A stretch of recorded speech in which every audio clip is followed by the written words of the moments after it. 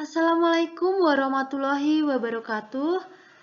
Perkenalkan kami dari kelompok 13 yang beranggotakan saya, Veranika Trisna Pratiwi, NIM B1019527, Arum Ayuning Tias, NIM B1019500, Lia Novitasari, NIM B1019512.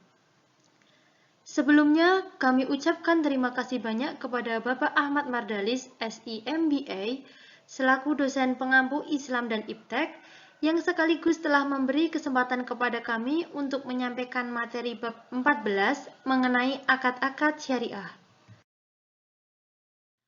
Akuntansi di zaman Nabi Muhammad dan 4 khalifah. Untuk mendukung operasional lembaga yang dibentuk oleh Nabi Muhammad SAW dan para khalifah, lembaga-lembaga antara lain. Yang pertama, didirikannya Baitul Mal. Baitul Mal ini berfungsi untuk menyeimbangkan antara pendapatan dan belanja negara. Pada masa Abu Bakar, pengelolaan Baitul Mal masih sangat seimbang sehingga hampir tidak pernah ada sisa. Pada masa Umar bin Khattab, didirikan Diwan yang berfungsi mengawasi pembukuan Baitul Mal. Yang kedua, didirikannya Wilayatul Hizbah. Wilayatul Hizbah ini berfungsi untuk melakukan pengawasan kontrol terhadap keuangan negara. Latar belakang adanya akuntansi. Tahun 1445, Lucia Pacioli menemukan persamaan akuntansi untuk pertama kali. Kemudian pada tahun 1494, dengan bukunya Summa de Arithmetica Geometria et Proportionalita, menerangkan tentang double entry bookkeeping sebagai dasar perhitungan akuntansi modern. Istilah akuntansi syariah dikenal setelah perkembangannya akuntansi modern, dalam upaya memenuhi tuntutan kebutuhan kaum muslimin terhadap perlakuan transaksi halal yang berasaskan syariat.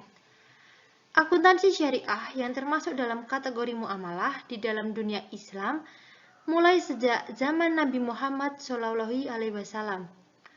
Rasulullah dengan mendirikan Baitul Mal pada awal abad ke-7 untuk menampung zakat dan hasil rampasan perang yang penggunaannya sesuai dengan perintah Allah melalui wahyu. Akuntansi dalam Islam mulai dibutuhkan untuk mencatat dan melaporkan untuk mempertanggungjawabkan pengelolaan zakat terhadap khalifah. Pengertian akuntansi syariah. Akuntansi syariah adalah proses akuntansi yang sesuai dengan aturan yang telah ditetapkan oleh Allah Subhanahu wa Ta'ala.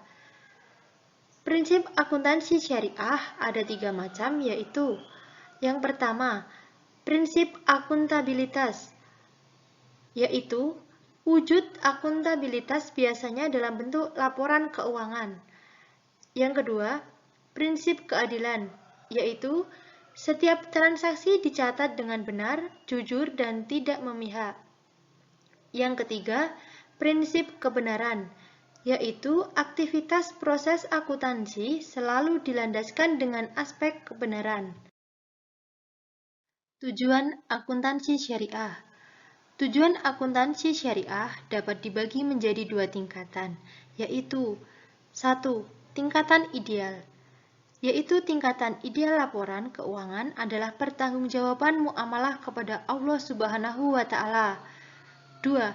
Tingkatan praktis, yaitu bertujuan untuk dapat melakukan proses akuntansi terhadap transaksi dari akad berbasis syariah. Akad syariah dibagi menjadi 4 macam, diantaranya adalah 1. Al-Mudorobah, bahasa ad-darbi fil ardi atau berpergian untuk urusan dagang. Terminologi: akad kerjasama antara 2 pihak atau lebih untuk suatu usaha tertentu, di mana masing-masing pihak memberikan kontribusi dana dan kerja dengan keuntungan dibagi berdasarkan kesepakatan dan kerugian. Dalil yang mendasari dari Saleh bin Su'aib bahwa Rasulullah SAW bersabda, 3 hal yang di dalamnya terdapat keberkatan: jual beli secara tangguh, mukhorodah atau mudorobah, dan mencampur adukan dengan tepung untuk keperluan rumah bukan untuk dijual. Hadis riwayat Ibnu Majah.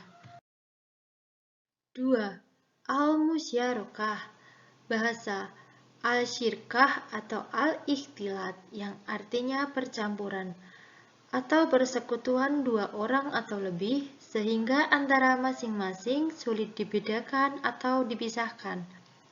Terminologi: akad kerjasama antara dua pihak atau lebih untuk suatu usaha tertentu, di mana masing-masing pihak memberikan kontribusi dana dan kerja dengan ketentuan bahwa keuntungan dibagi berdasarkan kesepakatan dan kerugian berdasarkan kontribusi dana. Dasar syariahnya, maka mereka berserikat pada sepertiga. Quran Surat An-Nisa ayat 12. As-Sunnah, hadis qudsi dari Abu Hurairah. Aku adalah pihak ketiga dari dua orang yang berserikat, sepanjang salah seorang dari keduanya tidak berkhianat terhadap lainnya. Apabila seseorang berkhianat terhadap lainnya, maka aku keluar dari keduanya.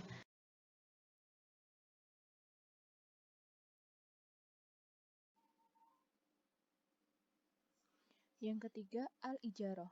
Dari segi bahasa, al-ajru atau al-iwadu, yang artinya ganti atau kompensasi.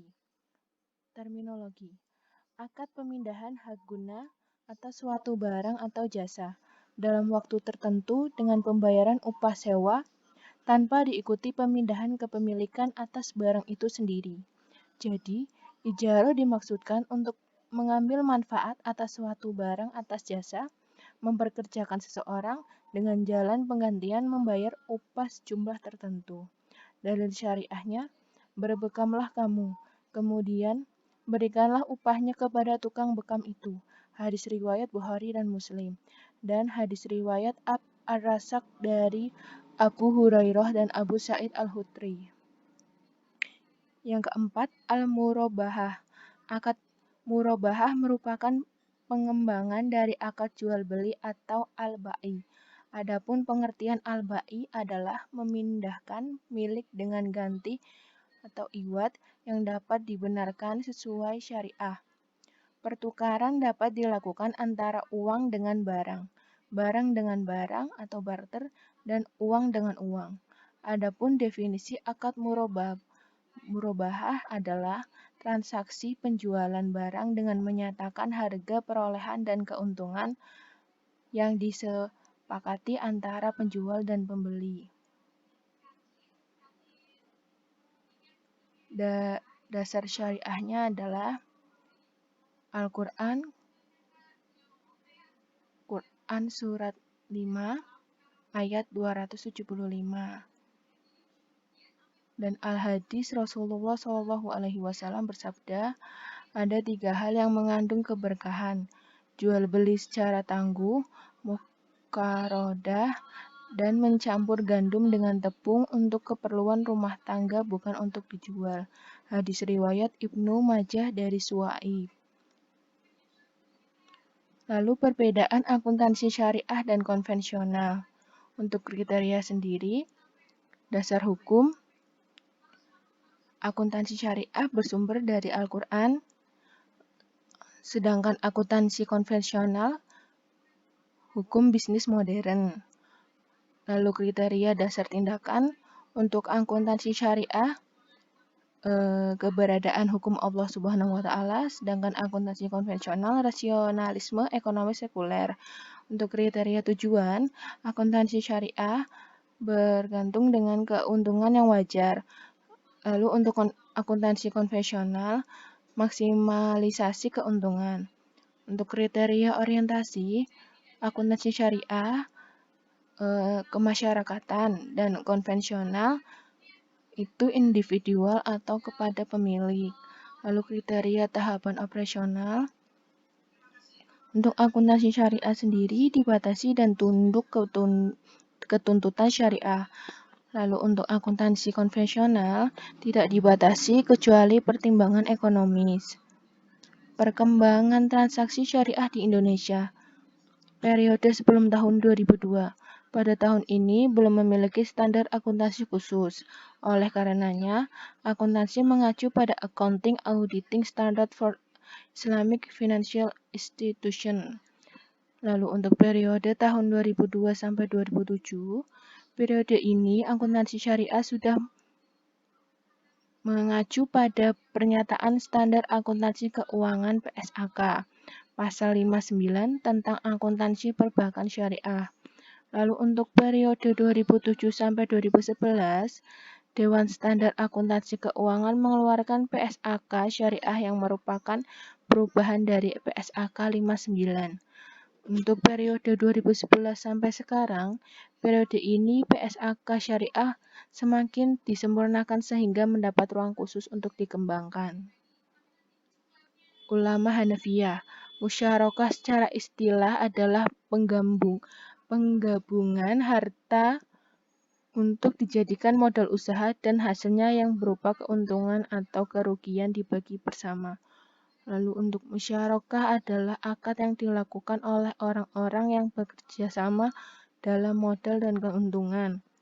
Ulama Hanafiyah berpendapat bahwa semua yang tercakup dalam syirkah uqud, yakni syirkah inan, syirkah mufawadah, syirkah abdan, syirkah wujuh, boleh hukumnya jaiz selama rukun dan syaratnya terpenuhi. Imam Al-Mawardi mendefinisikan akad murabahah sebagai berbagi keuntungan antara pemodal dan pedagang dengan nisbah atau rasio keuntungan yang diketahui di awal. Akad murabahah merupakan jenis transaksi yang diperbolehkan dalam syariat. Unsur pelaku akad ini adalah adanya pemodal dan adanya wakil atau orang yang dimodali. Diketahuinya harga beli barang atau harga dasar. Adanya diperhitungan nisbah rasio keuntungan yang mafhum dan diketahui oleh wakil atau orang yang dimodali. Wahab Az-Zuhaili. Dari segi Wahab Az-Zuhaili, mudharabah adalah akad yang di dalamnya pemilik modal memberikan modal atau harta pada amil pengelola untuk mengelolanya dan keuntungan menjadi milik bersama sesuai dengan apa yang mereka sepakatkan, sedangkan kerugian hanya menjadi tanggungan pemilik modal saja.